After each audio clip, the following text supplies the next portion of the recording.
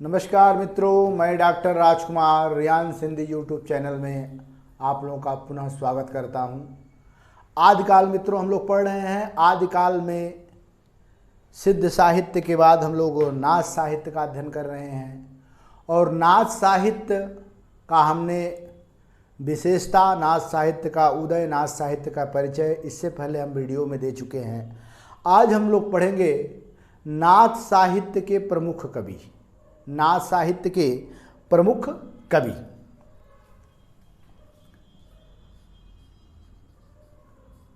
नाथ साहित्य के प्रमुख कवि।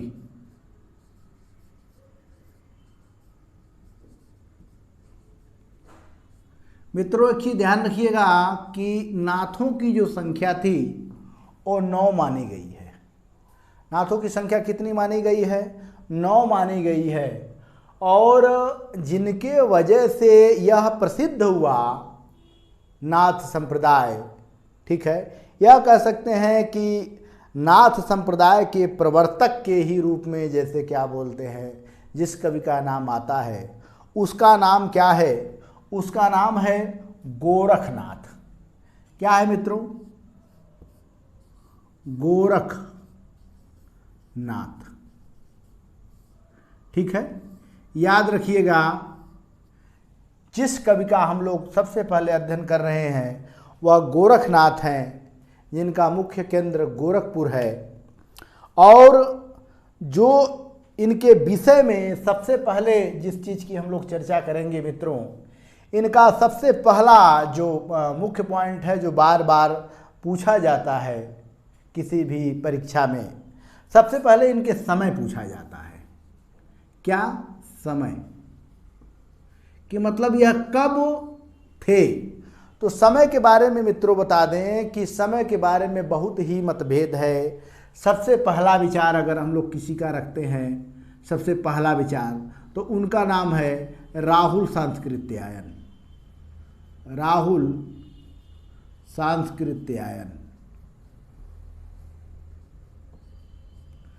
राहुल सांस्कृत्यायन है। गोरखनाथ का समय मानते हैं कि 845 ईस्वी के आसपास में थे। 845 ईस्वी।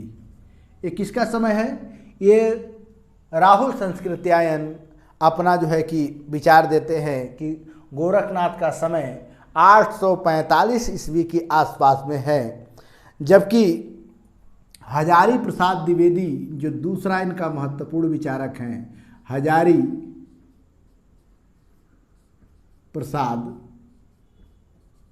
द्विवेदी,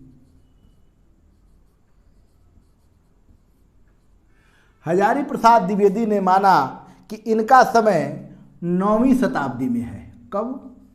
9वीं शताब्दी, मतलब 9वीं सदी में इनका जन्म मानते हैं, इनका समय मानते हैं। तो हमें मित्रों, हमें लगता है कि कहीं न कहीं राहुल सांस्कृत्यायन जो मानते हैं कि 1845 और हजारी प्रसाद द्विवेदी मानते हैं 9वीं शताब्दी, इन दोनों का मित्रों कहीं न कहीं हमें लगता है कि तालमेल बराबर बैठता है।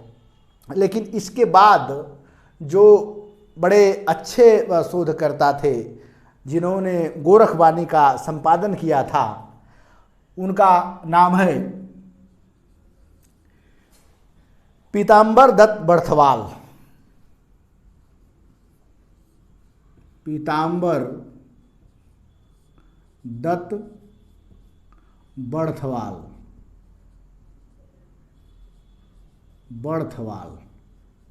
याद रखिएगा मित्रों, पीताम्बर दत्त बर्थवाल बहुत बढ़िया इन पे शोध किए हैं गोरखनाथ पे, और यह मानते हैं कि इनका जो समय है 11वीं सदी है। 11वीं सदी। अब थोड़ा सा आप लोग अंतर कर लीजिए कि दो लोगों ने अभी माना कि राहुल सांस्कृत्यायन मानते हैं 845, हजारी प्रसाद द्विवेदी मानते हैं 9वीं शताब्दी, वहीं पीताम्बर दत्त बर्थवाल मानते हैं कि 11वीं सदी के आसपास में गोरखनाथ का समय था। लेकिन रामचंद्र शुक्ल जो बड़े अच्छे विचारक हैं, आचार्य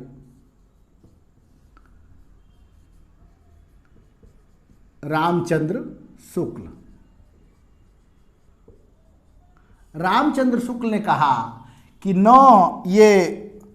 ये 9वीं शताब्दी के हैं, 11वीं शताब्दी के हैं और इनका समय 13वीं शताब्दी है, 13वीं सदी।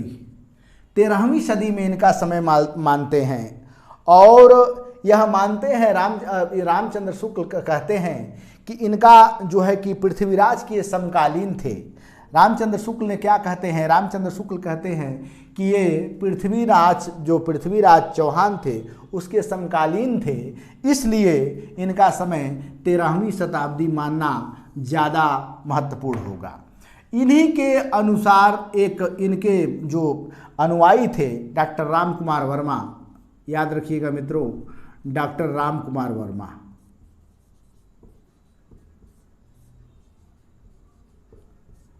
डॉक्टर राम कुमार वर्मा इन्हीं के समर्थन में देते हुए ये भी मानते हैं कि 13वीं सदी ही गोरखनाथ का समय होगा।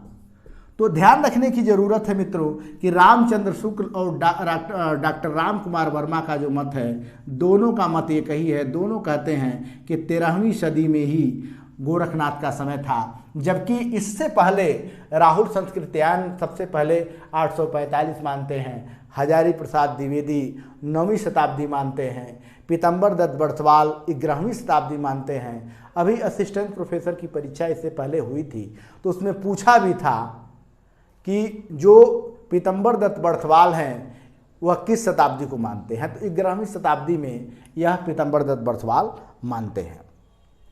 अब इसके बाद जो ये तो समय की चर्चा हम लोग कर दिए कि समय क्या है। अब इनके संदर्भ में बहुत विचार हैं। बहुत विचार का मतलब क्या है? वह विचार कौन कौन है मित्रों? अगर समय को हम लोग एक बाउंडेशन में बांध दें कि समय के बाद सबसे महत्वपूर्ण चीज़ क्या है, तो दूसरा इनका गोरखनाथ के बारे में जो सबसे बड़ी बातें हैं कि इनके बारे में कौन कौन बातें प्रसिद्ध है जो हमें जानना चाहिए। सबसे नंबर 1 पे है, अगर अ को ले ले हम लोग, ठीक है, तो ये शिव भक्ति परंपरा के जनक माने जाते हैं। शिव भक्ति परंपरा के जनक। मित्रों याद रखिएगा कि जो शिव भक्ति परंपरा है इसके जनक के रूप में गोरखनाथ को माना जाता है, ठीक है। उसके बाद अगर हम लोग बात करें, अगर अ के बाद अगर ब की बात करें तो दूसरे नंबर पे ये है कि ये नाथ संप्रदाय के प्रवर्तक हैं। क्या है? नाथ संप्रदाय के प्रवर्तक।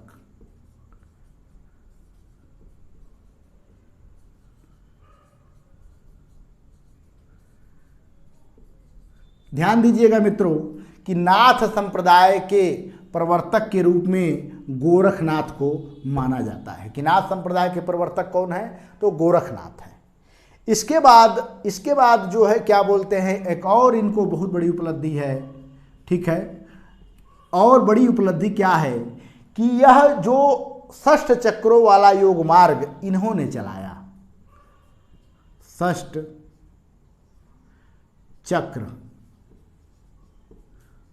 चक्रों वाला योग मार्ग के जनक कह सकते हैं, ठीक है। 6 चक्र वाला जो योग मार्ग था इन्हीं ने चलाया हिंदी साहित्य में, और हिंदी साहित्य में 6 चक्र योग मार्ग चलाने में इनका बहुत बड़ा स्थान है, ये भी ध्यान रखने की ज़रूरत है। इसके बाद ये सबसे महत्वपूर्ण और अगर बातों की चर्चा करें और इनको छोड़ दिया जाए, 3 चीज़ याद रखिएगा। शिव भक्ति परंपरा के जनक हैं, उसके बाद नाथ संप्रदाय के प्रवर्तक हैं, षष्ठ चक्रों वाला जो योग मार्ग चलाते हैं। इसके बाद अगर इस खेमा को हम लोग छोड़ दें अगर गोरखनाथ के बारे में, तो एक बात और हम लोगों को जानना चाहिए। वह बात कौन सी है? वह बात यह है कि इनकी रचनाओं के बारे में हमें पता करना चाहिए। कौन सी रचना?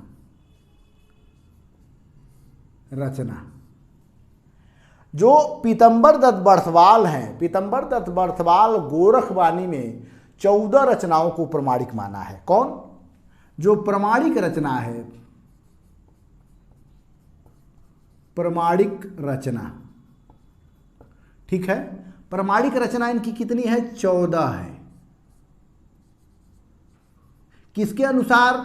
अगर किसके अनुसार किसका मत है, तो मत है ये पीतम्बर दत्त बर्थवाल का। पीतम्बर दत्त वही बर्थवाल, ठीक है। 14 रचनाओं को इन्होंने प्रमाणिक माना है। और इन 14 रचनाओं में सबसे, जैसे जिसका हम लोग नाम लेने जा रहे हैं, प्राण संकली पहली रचना क्या है? प्राण संकली, ये कई बार पूछा जा चुका है। दूसरी रचना की चर्चा करें तो दूसरी रचना है विवेक मार्तंड, विवेक मार्तंड, ठीक है। उसके बाद रचना है ज्ञान तिलक, ज्ञान तिलक, ठीक है। चौथी रचना की अगर बात करें, चौथी रचना इनका जो है कि ज्ञान चौंतीसा, ज्ञान चौंतीसा, ठीक है। पांचवी रचना की अगर बात करें तो उसका नाम है सबदी। फिर उसके बाद छठे नंबर पे है पद। सातवें नंबर पे अगर जिसकी चर्चा करें वह है नरवे बोध,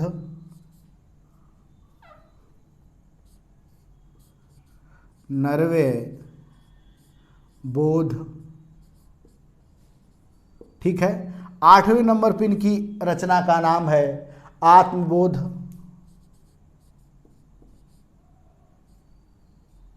आत्मबोध। 9वें नंबर पे जिस रचना की हम लोग चर्चा करेंगे उसका नाम है पंचमात्रा, पंचमात्रा। फिर उसके बाद 10वें नंबर पे जिस रचना की हम लोग चर्चा कर रहे हैं रोमावली नाम है।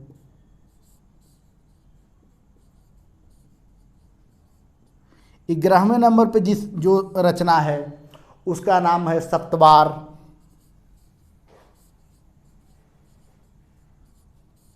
12 नंबर पर जिस रचना की हम लोग चर्चा करेंगे उस रचना का नाम है 15 तिथि।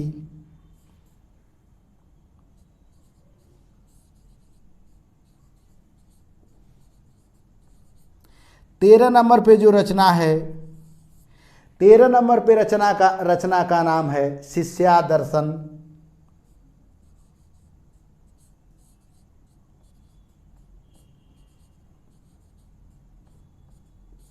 और इनकी और एक रचना है, उस रचना का नाम है मच्छिंदर गोरखनाथ बोध।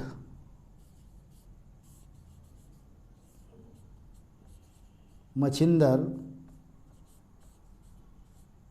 गोरखनाथ बोध, मच्छिंदर गोरखनाथ बोध। ये 14 रचनाएं इनकी बड़ी प्रसिद्ध है और 14 रचनाओं को प्रमाणिक किसने माना है? पीतम्बर दत्त बर्थवाल ने कहा है, गोरखवाणी में कहा है कि 14 रचनाएं प्रमाणित है। और इसी चीज़ का समर्थन जो है कि रामचंद्र शुक्ल भी करते हैं। अभी तक मित्रों प्राण संकली रचना कई बार पूछी जा चुकी है, विवेक मार्तंड इनकी रचना बड़ा प्रसिद्ध है। ज्ञान तिलक, ज्ञान का तिलक ये देते हैं। ज्ञान चौंतीसा की चर्चा करते हैं, सबदी की चर्चा करते हैं, पद की चर्चा करते हैं, नरवे बोध की चर्चा करते हैं, आत्मबोध की चर्चा करते हैं। दो बोध नामते हैं, नरवे बोध और आत्मबोध। फिर उसके बाद पंचमात्रा की चर्चा करते हैं, रोमावली की चर्चा करते हैं, सप्तवार की चर्चा करते हैं, 15 तिथि का अपना लिखते हैं, शिष्या दर्शन और मछिंदर नाथ गोरखनाथ बोध। तो इनकी रचनाओं के बारे में अगर चर्चा करें मित्रों, तो इनकी 14 रचनाओं को लोगों ने प्रमाणिक माना है। यह किसकी रचना है? ये सारी रचनाएं गुरु गोरखनाथ की है। ठीक है, ये क्या हो गया गोरखनाथ के बारे में कि इनकी जो रचना है इस तरह की रचना है। ठीक है, अच्छा, अब इसके बारे में और क्या हम जानें? इसके बारे में और जानने की ज़रूरत है कि इनके संदर्भ में कौन मिश्र बंधु का कथन है। कौन है? मिश्र बंधु। याद रखिएगा मित्रों, मिश्र बंधु ने, ठीक है, गोरखनाथ को हिंदी का प्रथम गद्य लेखक माना। हिंदी का प्रथम गद्य लेखक माना है। अब ध्यान रखिएगा मित्रों, किसने कहा कि गोरखनाथ जो है कि क्या बोलते हैं, हिंदी का प्रथम गद्य लेखक। हिंदी का प्रथम गद्य लेखक की चर्चा किया जाए तो यह मानने वाले हैं मिश्र बंधु जिन्होंने नवरत्न लिखा था, मिश्र बंधु विनोद लिखा था। वह कहते हैं कि गोरखनाथ सही मायने में हिंदी का प्रथम गद्य लेखक है। ठीक है, ये हिंदी के प्रथम गद्य लेखक की अगर चर्चा करें मित्रों, तो यह जो है कि गोरखनाथ इनके बारे में गोरखनाथ समर्थन करते हैं। और सिद्धों को ये गोरखनाथ ने, एक और बात है कि गोरखनाथ ने सिद्धों के शून्य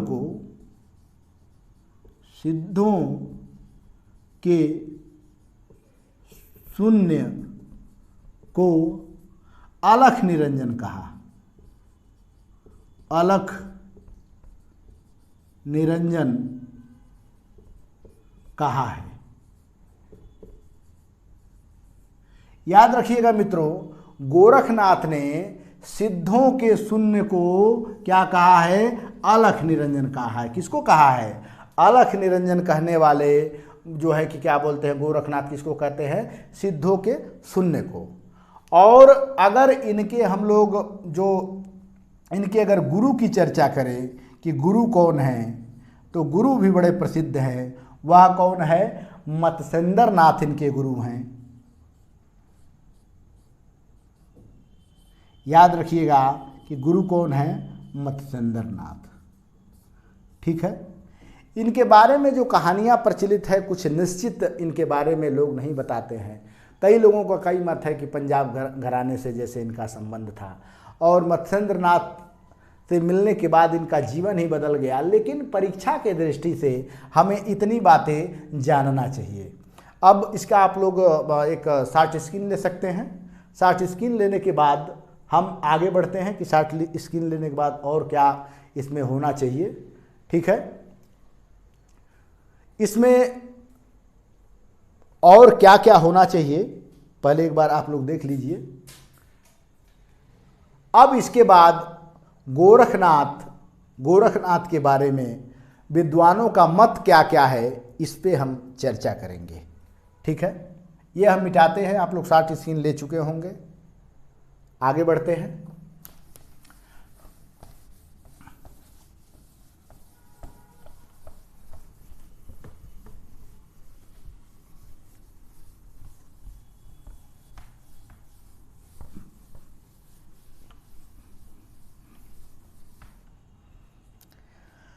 अगर पहला मत हम लोग लें तो हजारी प्रसाद के अनुसार लिख सकते हैं।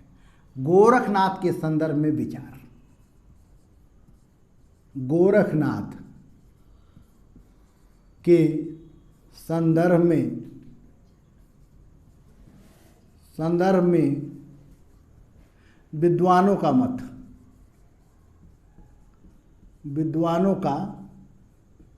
मत। ध्यान रखिएगा, गोरखनाथ के संदर्भ में कौन से विद्वान क्या क्या कहते हैं, इसके बारे में हमें जानने की जरूरत है। सबसे पहला जो बहुत प्रमाणिक और बहुत, चूंकि गोरखनाथ के बारे में ही रामचंद्र शुक्ल ने लिखा था, क्या लिखा था कि गोरख जगह में जोग भक्ति भगाओ लोग। तो गोरखनाथ के संदर्भ में इसलिए रामचंद्र शुक्ल जी का विचार बड़ा जैसे अच्छा नहीं है, क्योंकि उन्होंने तो नाथ संप्रदाय, सिद्ध संप्रदाय, जैन संप्रदाय को सांप्रदायिक कह के हिंदी साहित्य के खेमा से ही निकाल दिया था। लेकिन उनके जो शिष्य हजारी प्रसाद द्विवेदी थे, उन्होंने अपना काफ़ी शोध किया और हजारी प्रसाद द्विवेदी का मत देखिए कि हजारी प्रसाद द्विवेदी क्या कहते हैं। हजारी प्रसाद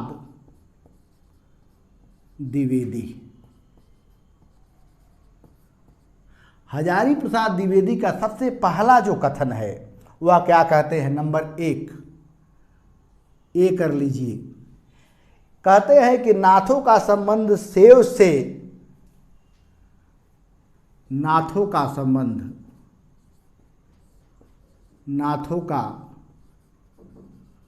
संबंध, ठीक है, नाथों का संबंध सेव से है, शैव से है।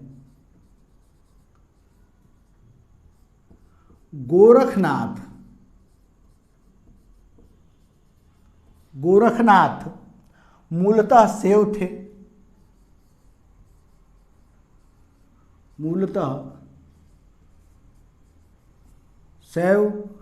थे, ठीक है, शैव थे। शंकर को आदिनाथ मानते थे। शंकर जी को, वह शिव शंकर को, शंकर जी को आदिनाथ मानते थे, आदिनाथ मानते थे। एक विचार ये देते हैं। दूसरा विचार इन्होंने जो दिया है बड़ा महत्वपूर्ण है। दूसरा विचार क्या है? यह कहते हैं कि शंकराचार्य के बाद इतना प्रभावशाली, शंकराचार्य के बाद, कौन शंकराचार्य? याद रखिए कौन शंकराचार्य? वही शंकराचार्य जो 4 पीठों की स्थापना की है भारत में। शंकराचार्य के बाद इतना प्रभावशाली,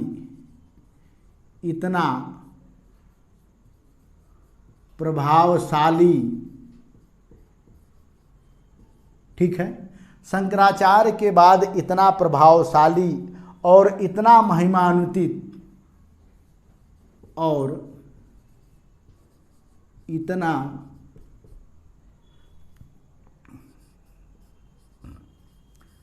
महिमान्वित, महापुरुष,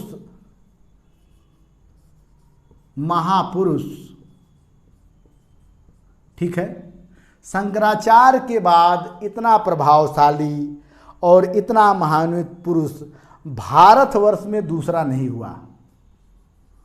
भारतवर्ष में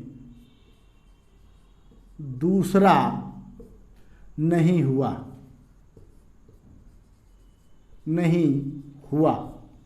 ठीक है।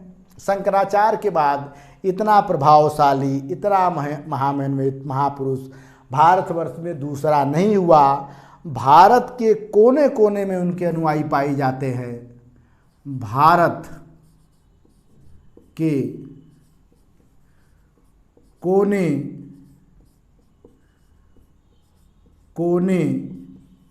में उनके अनुयायी पाए जाते हैं। अनुयायी पाए जाते हैं। भारत में कोने कोने में उनके अनुयायी पाए जाते हैं।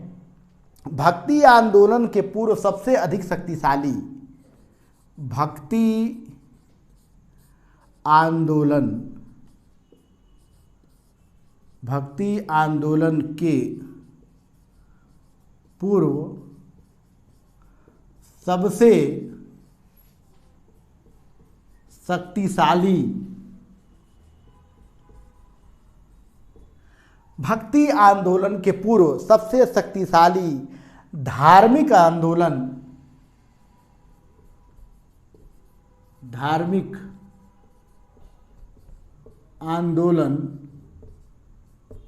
ठीक है, धार्मिक आंदोलन गोरखनाथ का भक्ति मार्ग था। गोरखनाथ का भक्ति मार्ग था। ठीक है, एक बार और सुन लीजिए कि शंकराचार्य किसकी चर्चा कर रहे हैं कि शंकराचार्य जो 4 पीठों की स्थापना किए थे। शंकराचार्य के बाद इतना प्रभावशाली और इतना महिमान्वित महापुरुष, ठीक है, भारत में दूसरा कोई नहीं हुआ।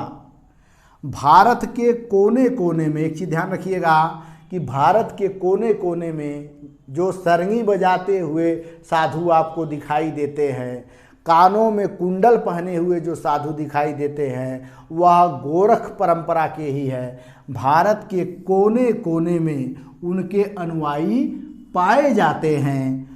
भक्ति आंदोलन, याद रखिएगा मित्रों, मतलब भक्ति काल से पहले, भक्ति आंदोलन के पूर्व सबसे शक्तिशाली धार्मिक आंदोलन, ठीक है, गोरखनाथ का भक्ति मार्ग था। और अंत में लिखते हैं कि गोरखनाथ अपने युग के सबसे बड़े नेता थे। गोरखनाथ अपने युग के सबसे बड़े, ठीक है, सबसे बड़े नेता थे। यह सबसे महत्वपूर्ण है कि गोरखनाथ अपने समय के या अपने युग के सबसे बड़े नेता थे धार्मिक आंदोलन के। और याद रखने की ज़रूरत है मित्रों कि गोरखनाथ, ठीक है, गोरखनाथ 12 पंथों का परिवर्तन किए थे। गोरखनाथ 12 पंथ चलाए थे, 12, ठीक है, पंथ के प्रवर्तक थे। कौन थे? गुरु गोरखनाथ जो थे 12 पंथ के प्रवर्तक थे। और ये भी ध्यान रखने की ज़रूरत है कि नाथ पंथ या नाथ संप्रदाय या योग संप्रदाय, योग मार्ग, अवभूत मत, अवभूत संप्रदाय, सब नाथ संप्रदाय को ही कहा जाता है। अगर अवभूत मत की कहीं चर्चा हो, योग संप्रदाय की चर्चा हो, योग मार्ग की चर्चा हो, तो निश्चित रूप से वह नाथ संप्रदाय की ही लोगों की चर्चा होती है। ठीक है, यह हमें ध्यान रखने की ज़रूरत है। इसके बाद जिस कवि की हम लोग चर्चा करने जा रहे हैं वह बहुत ही प्रसिद्ध कवि है, ठीक है, वह है मत्स्येंद्र नाथ। इसके बाद वाले वीडियो में हम मत्स्येंद्र नाथ के साथ साथ अन्य कवियों के बारे में संक्षिप्त जानकारी देंगे। आज का वीडियो बस यहीं पे समाप्त होता है। बहुत बहुत धन्यवाद मित्रों, बने रहिए Riyansh Hindi world YouTube channel. बहुत बहुत धन्यवाद।